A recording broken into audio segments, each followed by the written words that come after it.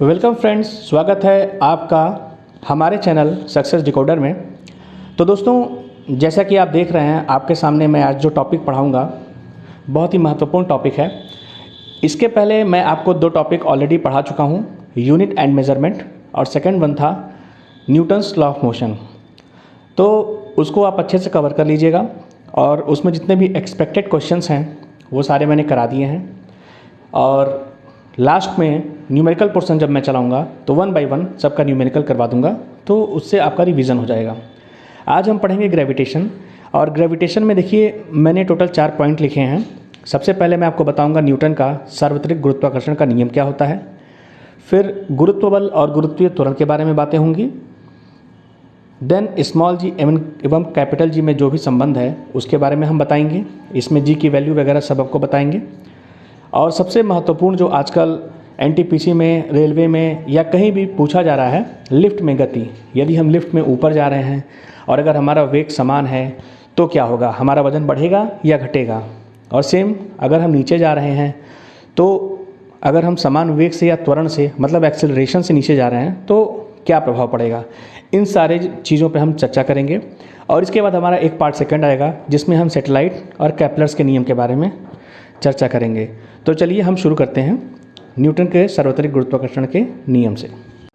तो चलिए हम परिचर्चा करेंगे इससे। देखिए, ये जो न्यूटन का सार्वत्रिक गुरुत्वाकर्षण का सिद्धांत है ये क्या कहता है। सिंपली देखिए, अगर हमारे पास ब्रह्मांड में कोई भी दो बॉडी हैं, एक बॉडी ये है, ये हमारा है बॉडी 1, एक हमारी एक बॉडी, दूसरी बॉडी ये है बॉडी 2। ठीक है, मान लीजिए कि इसका जो मास है या इसका द्रव्यमान है वो m1 है, इसका जो द्रव्यमान है m2 है। तो न्यूटन का जो सार्वत्रिक गुरुत्वाकर्षण का नियम है वो ये कहता है कि ब्रह्मांड में उपस्थित प्रत्येक बॉडी दूसरे बॉडी पर एक प्रकार का आकर्षण बल लगाती है। ठीक है, देखिए क्या कहता है कि ब्रह्मांड में उपस्थित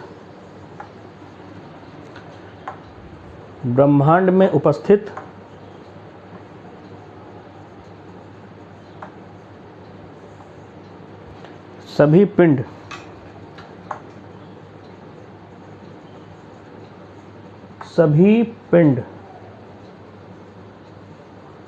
दूसरे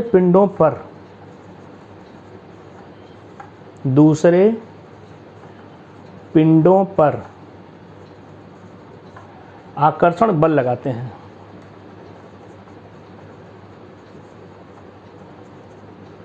आकर्षण बल लगाते हैं।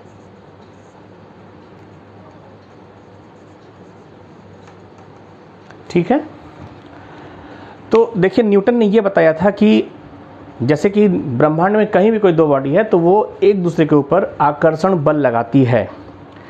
उन्होंने ये तो बता दिया। देखिए उन्होंने क्या बोला, आप नोट डाउन करिएगा, आकर्षण बल। ठीक है, मतलब कि एक दूसरे को अट्रैक्ट करती है।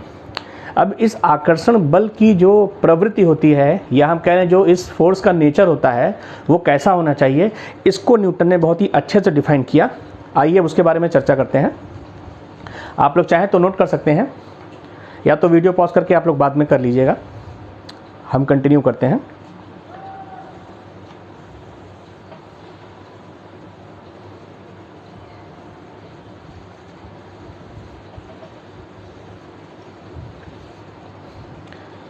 देखिए उन्होंने ये बताया, न्यूटन ने, कि ये जो हमारा आकर्षण बल होता है, आकर्षण बल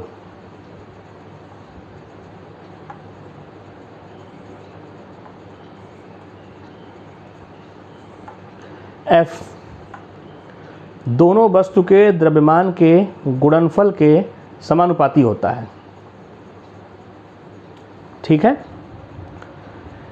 और उन्होंने यह भी बताया कि वस्तुओं के बीच के दूरी के वर्ग के व्युत्क्रमानुपाती होता है। ठीक है, इन्होंने दो कंडीशन बताई।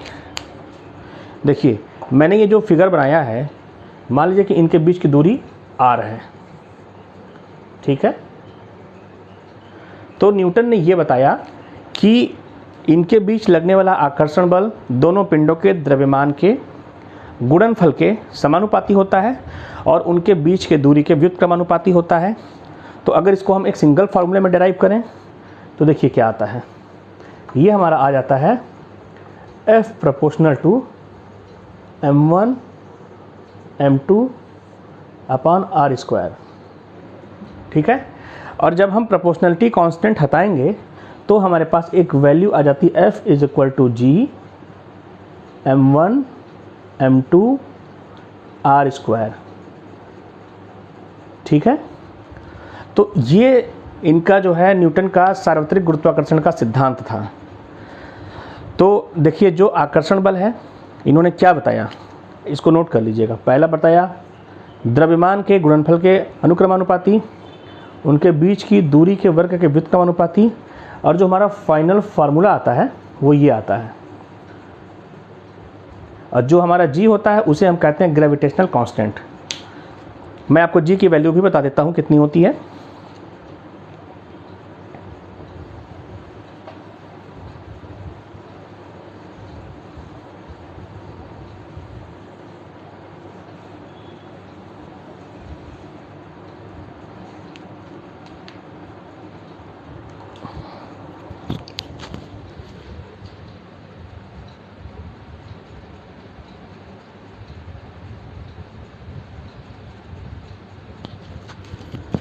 ठीक है, चलिए, कुछ समस्या आ गई थी। हाँ, तो मैं डिस्कस कर रहा था कि g की वैल्यू क्या होती है। चलिए, तो जो कैपिटल G होती है उसकी जो वैल्यू होती है वो होती है 6.67 इंटू 10⁻⁻11 न्यूटन मीटर स्क्वायर पर kg स्क्वायर। तो ये होता है न्यूटन का सार्वत्रिक गुरुत्वाकर्षण का सिद्धांत। ठीक है, चलिए अब हम परिचर्चा करते हैं अगले पॉइंट की, मतलब गुरुत्व बल की। तो अगर आपको नोट डाउन करना है तो आप नोट डाउन कर लें। इसके बाद मैं मिटाता हूँ। चलिए रब करता हूँ और हम लोग अगले पॉइंट पे चर्चा करते हैं।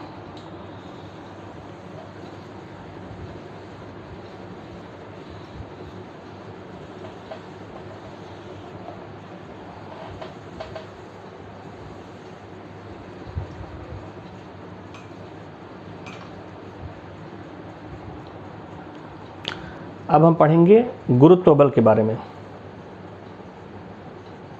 गुरुत्व बल,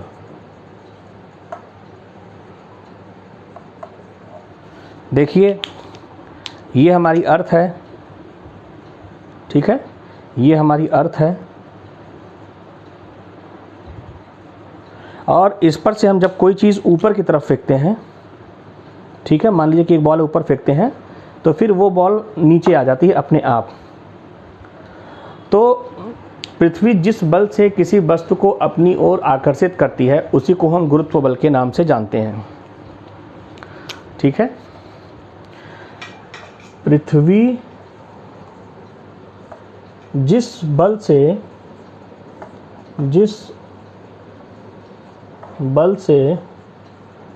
किसी वस्तु को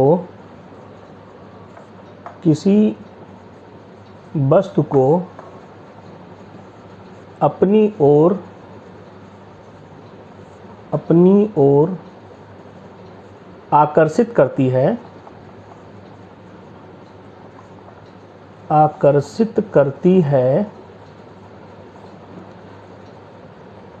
उसे गुरुत्व बल कहते हैं। गुरुत्व बल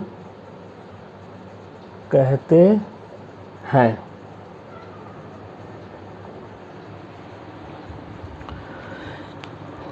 तो देखिए, ये तो हो गया हमारा गुरुत्व बल का डेफिनेशन।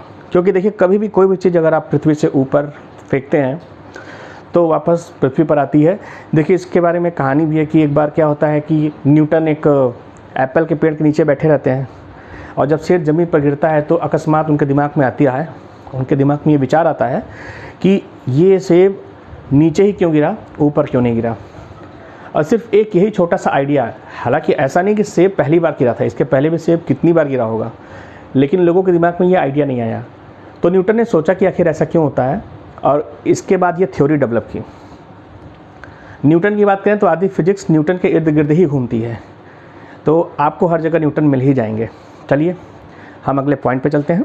तो हमारा ये गुरुत्व बल हो गया और अब हम पढ़ते हैं गुरुत्वीय त्वरण।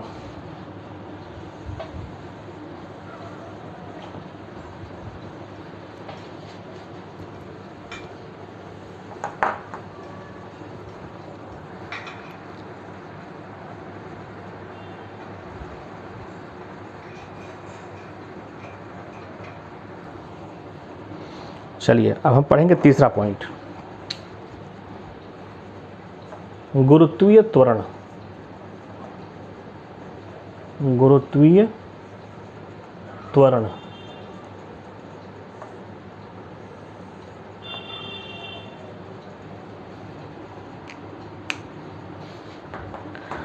ज़रा सा 1 मिनट में पानी पी लूँ।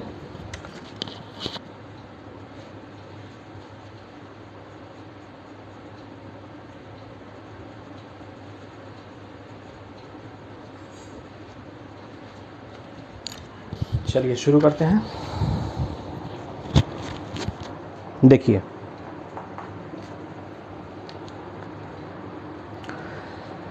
तो मैंने आपको गुरुत्वीय बल के बारे में बताया। सेम डेफिनेशन है कि पृथ्वी जब किसी वस्तु को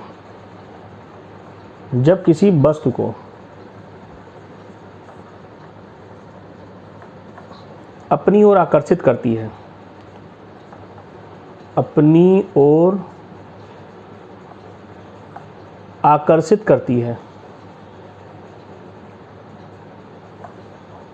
आकर्षित करती है, तो वह जिस त्वरण से पृथ्वी पर आता है, जिस त्वरण से पृथ्वी पर आता है, पृथ्वी पर आता है, उसे गुरुत्वीय त्वरण कहते हैं। गुरुत्वीय त्वरण कहते हैं। ठीक है, इसे स्मॉल जी से रिप्रेजेंट करते हैं या प्रदर्शित करते हैं।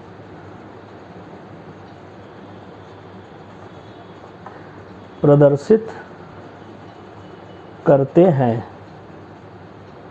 देखिए ये तो हो गई इसकी डेफिनेशन कि पृथ्वी पर जब भी कोई वस्तु आएगी तो देखिए पृथ्वी उसको गुरुत्व बल से खींचती है और जहाँ पे बल लगेगा वहाँ पे त्वरण तो होगा ही, क्योंकि आपको पता है जो बल की डेफिनेशन होती है उसमें F = m × a जो बल का व्यंजक होता है। तो जब गुरुत्व बल की बात करेंगे तो एक ही जगह पे G आ जाता है और वही हमारा गुरुत्वीय त्वरण होता है। तो ठीक है, अब है अगला पॉइंट जो कि बहुत ही इंपॉर्टेंट है और उससे प्रश्न उठते हैं। देखिए ये सिर्फ डेफिनेशन थी जो मैंने आपको बता दी आपकी अंडरस्टैंडिंग के लिए। अब हम जब तीसरा पॉइंट पढ़ेंगे तो वहाँ से क्वेश्चन अक्सर बन जाता है कि जी की वैल्यू विषुवत रेखा पर कितनी होगी या इक्वेटर पे कितनी होगी, जी की वैल्यू पोल्स पे कितनी होगी। तो आइए ये सब डिस्कस करते हैं।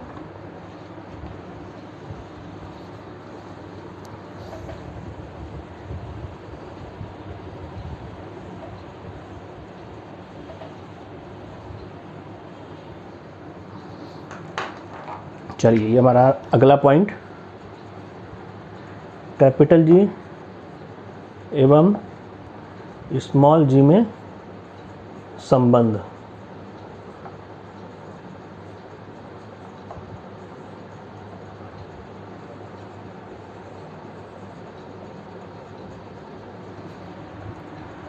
देखिए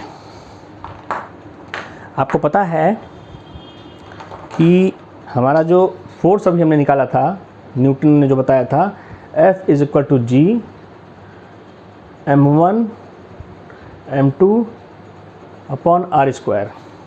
ठीक, अब हम ये मान लेते हैं कि जो हमारा m1 है वो पिंड का द्रव्यमान है, पिंड का द्रव्यमान है। ठीक है, जो हमारा m2 है, m2 को हम रिप्रेजेंट कर देते हैं me से, ये है पृथ्वी का द्रव्यमान, पृथ्वी का द्रव्यमान। और जो r है वो पिंडों के बीच की दूरी है, पिंडों के बीच की दूरी। ठीक है, अब देखिए मैं फॉर्मूला डेराइव करता हूँ यहीं से।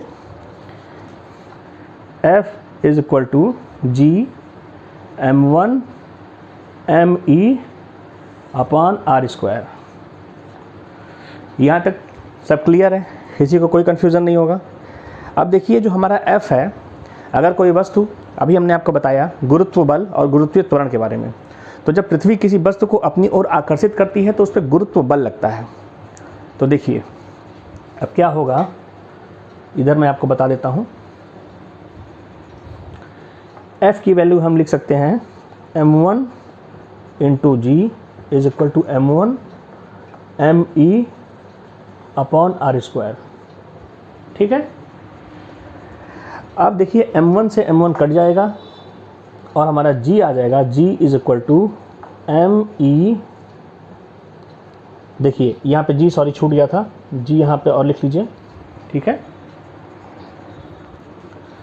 g me upon r square, ये हमारा फाइनली वैल्यू आ गई। रुक जाइए, मैं यहाँ फिर से लिख देता हूँ।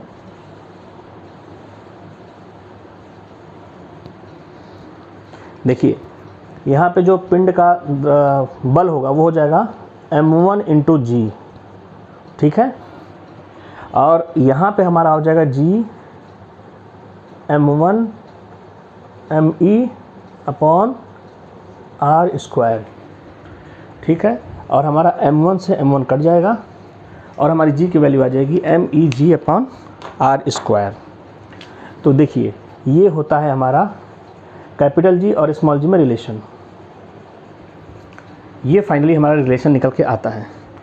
अब देखिए इस रिलेशन में हमको दो चीज़ ध्यान देनी है, तो मैं बता देता हूँ कि वो कौन कौन सी चीज़ है, क्योंकि उससे प्रश्न पूछा जाता है। तो आइए, यदि आप लोगों को नोट करना है तो नोट कर सकते हैं। वैसे वीडियो देखने का यही फ़ायदा है कि आपको रुकने की ज़रूरत नहीं है, आप जहाँ भी जाएं वीडियो को पॉज करें, देखें और नोट कर लें। तो मित्रों मैं फिर अब आगे बढ़ता हूँ और आपको एक्सप्लेन करता हूँ। चलिए,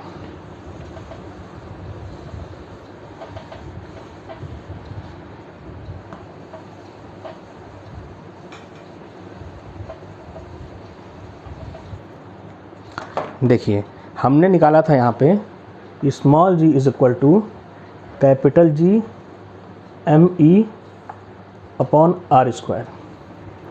अब इससे देखिए पहली बात क्या निकल के सामने आती है, इसमें पहली बात निकल के सामने आती है कि जो g होता है पिंड के द्रव्यमान पे निर्भर नहीं करता है, पिंड के द्रव्यमान पर निर्भर नहीं करता है, निर्भर नहीं करता है।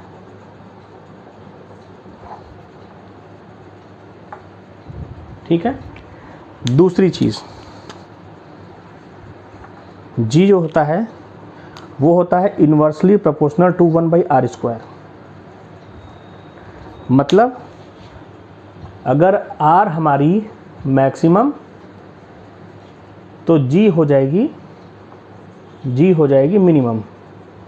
अब देखिए मैंने इस दूसरे पॉइंट को क्यों समझाया है। अब देखिए पूछता है कि g का मान विषुवत रेखा पर कितना होता है और g का मान ध्रुवों पर कितना होता है। सबसे पहले मैं आपको पृथ्वी का एक स्ट्रक्चर बता देता हूँ तो आपको कन्फ्यूज़न नहीं होगी। आइए बताते हैं, ये 2 पॉइंट आप नोट कर लीजिएगा।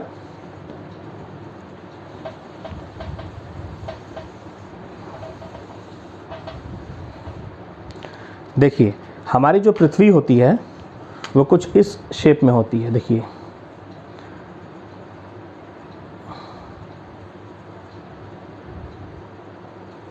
ऊपर से थोड़ी सी चपटी होती है, और जो हमारे अर्थ का शेप होता है वो जियोइड होता है। ठीक है, जियोइड मतलब होता है ऊपर से चपटी और साइड से गोल। देखिए, ये हमारी जो बीच में लाइन जा रही है इसको कहते हैं 0 डिग्री लाइन। ठीक, इस 0 डिग्री को ही हम कहते हैं, इंग्लिश में कहते हैं इक्वेटर, और हिंदी में कहते हैं विषुवत रेखा। विषुवत रेखा। और ये हम अगर बात कर लें तो ये हमारा है नॉर्थ पोल, और ये हमारा है साउथ पोल, दक्षिण ध्रुव। तो आप एक चीज़ यहाँ देख रहे होंगे कि यहाँ पर क्या है, R मैक्सिमम है, और यहाँ पर क्या है, R मिनिमम है। तो अब आप खुद ही बता सकते हैं कि G की वैल्यू कहाँ पर ज़्यादा होगी। तो देख लीजिए, यही मैं लिख देता हूँ, G होगी मैक्सिमम कहाँ पे, ध्रुवों पर, और G होगी मिनिमम विषुवत रेखा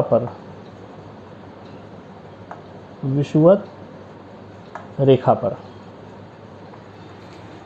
तो देखिए, इसलिए ये संबंध आवश्यक था। अब जब आपको इस संबंध की जानकारी हो गई है तो अब आपको कोई चीज़ रटने की ज़रूरत नहीं है, और मैंने आपको अर्थ का स्ट्रक्चर समझा ही दिया कैसा होता है, तो अब आप कंफ्यूज नहीं होंगे। चलिए, अब हम पढ़ते हैं आखिरी और बहुत ही महत्वपूर्ण टॉपिक आज का, लिफ्ट में भार। देखिए, उससे प्रश्न पूछा जाता है और बच्चे कंफ्यूज रहते हैं कि भार कब बढ़ रहा है या भार कब घट रहा है। तो आइए हम एक एक पॉइंट पे परिचर्चा कर लेते हैं।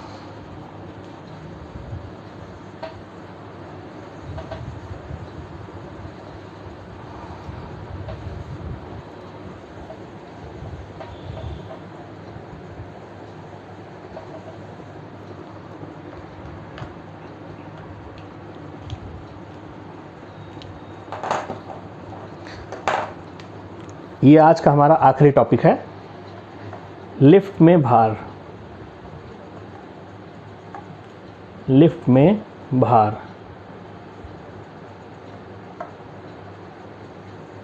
अब देखिए, इसमें हम क्या करते हैं, पहला केस लेकर चलते हैं, केस 1।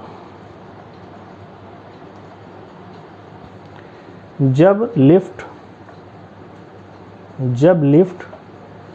त्वरण A से ऊपर जा रही है,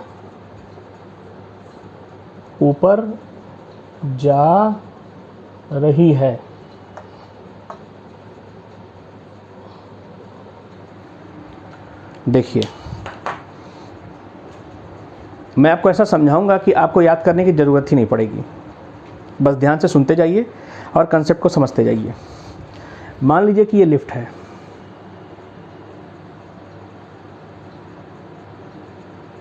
और इसमें कोई एक व्यक्ति खड़ा है, और ये लिफ्ट त्वरण A से ऊपर की तरफ जा रही है। इस लिफ्ट पे इस व्यक्ति का भार M × G नीचे की तरफ काम करेगा, और इस व्यक्ति का एक प्रतिक्रिया बल होगा N, जो कि ऊपर की तरफ काम करेगा। ठीक है, तो चलिए अब हम डेराइव करते हैं।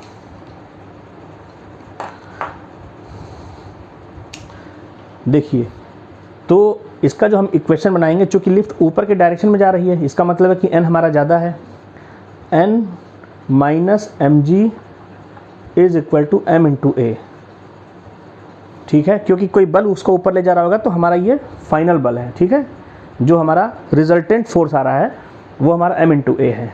तो अब हम यहाँ पर n की वैल्यू निकालेंगे, तो ये हो जाएगा mg प्लस ma। अब इसमें से अगर हम m कॉमन ले लेते हैं तो ये हो जाता है g प्लस a, और n हमारा क्या है, प्रतिक्रिया बल है।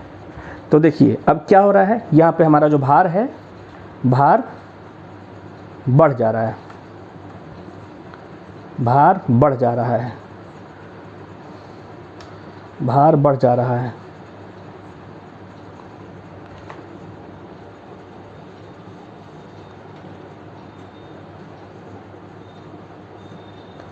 ये तो था आपका पहला केस।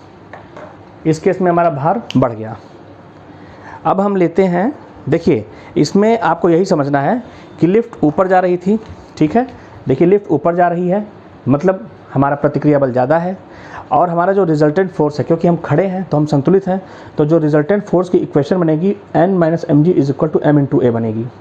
और यहाँ से हम अपने प्रतिक्रिया बल का जो है वैल्यू जब निकालते हैं तो ये हमारा आता है n is equal to M G plus ए।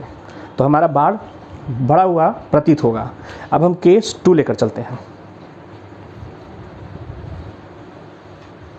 जब लिफ्ट त्वरण ए से नीचे आ रही है या नीचे जा रही है,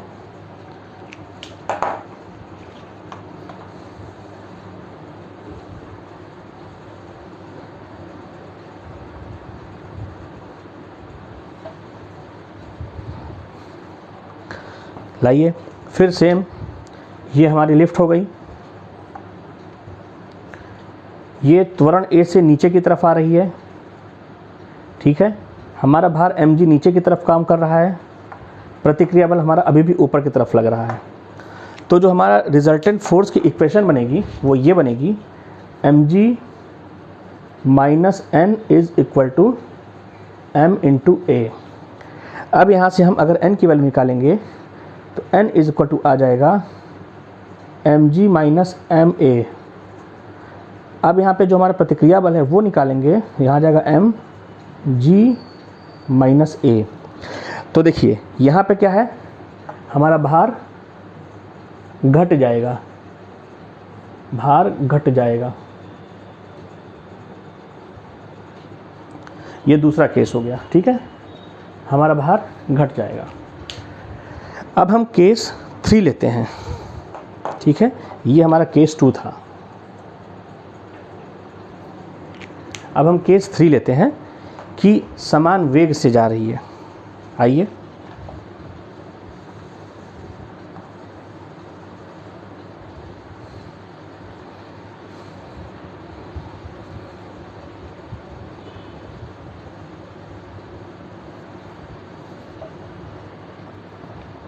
देखिए, जब लिफ्ट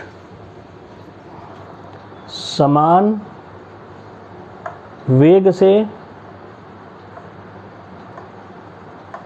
ऊपर या नीचे जा रही है, नीचे जा रही है, देखिए हमको पता है कि जो हमारा त्वरण होता है a, ये हमारा होता है प्रारंभिक वेग माइनस अंतिम वेग अपॉन समय, ठीक है। तो अब यहाँ पर जब दोनों वेग समान है तो ये हो जाएगा v minus V upon T. तो हमारा a क्या आ जाएगा, a हमारा आ जाएगा 0। और जब हमारा a 0 आ जाएगा मतलब क्या है, हमारा त्वरण शून्य है। और जब त्वरण शून्य है तो n बराबर हमारा mg आ जाएगा। आप उस इक्वेशन में अगर रखेंगे a की वैल्यू 0 तो n बराबर mg आ जाएगा। तो मतलब क्या होगा, इसका आपको आ जाएगा भार समान रहेगा, भार समान रहेगा, इसमें आपका भार परिवर्तित नहीं होगा, ठीक है। ये था आपका तीसरा केस। देखिए टोटल 4 केस पूछे जाते हैं, ये आपका तीसरा केस था। और एक आखिरी केस और आज का आखिरी टॉपिक, तो चलिए